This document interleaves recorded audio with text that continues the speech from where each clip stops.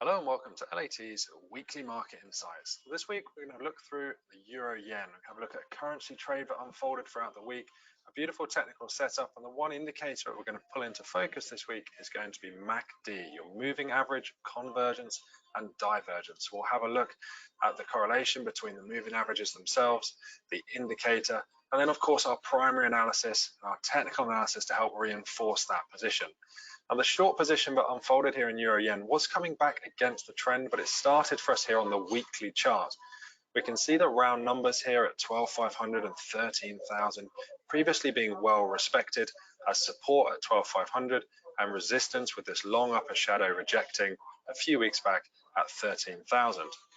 We then progressed through last week, breaking through that level before immediately forming a dark cloud cover formation from our Japanese candlesticks. That bearish sentiment then translated through into this week and it enabled us to take a short position. As we come into the daily chart now, we can see the MACD in play. What we are looking for as we move to the top of this uptrend, where we find resistance from that 13,000 round number, and also this monthly pivot point, is a potential correction or reversal of this trend. Now the sell signal here on MACD coming in on the 18th of March, and we can see the moving average, the equivalent exponential moving averages, the 12 and the 26, which are used to generate your moving average convergence and divergence, having yet not crossed over. So that big issue with moving averages of them being a lagging indicator here being offset with this clear cross above the zero line of the MACD and the signal line. When we move down into the lower time frames, we can then see the 4-hour uptrend with a succession of higher highs and higher lows. Also reinforced here with a multiple touch trend line. As we form the top of this trend line, we approach the resistance level in line with that monthly pivot, where we formed a primary price pattern of a double top. Confirmation by this point coming from the weekly and the daily. We were then searching for the break of the neckline, the break of this trend line, and also the break of this 50-period moving average, which had previously been acting as dynamic support right the way up through this uptrend.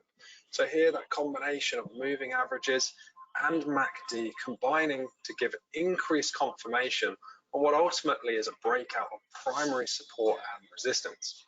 Since then, we've seen the sell-off, the move below the moving averages, an excellent retest of the 50-period moving average before seeing a continuation down to the minimum price objective, where we find support again at the monthly pivot point and previous resistance from here back on the 17th of February.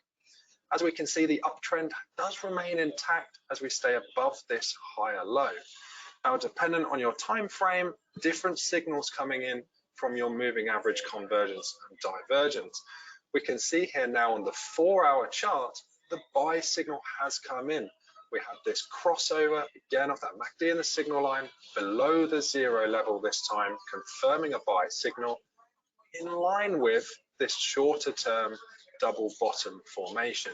And again, when we zoom into this price action, we can see that 12 and 26 period EMA having not yet crossed over. So waiting for the more confirmed signal from the two exponential moving averages prevents you capitalizing on this lovely upward move.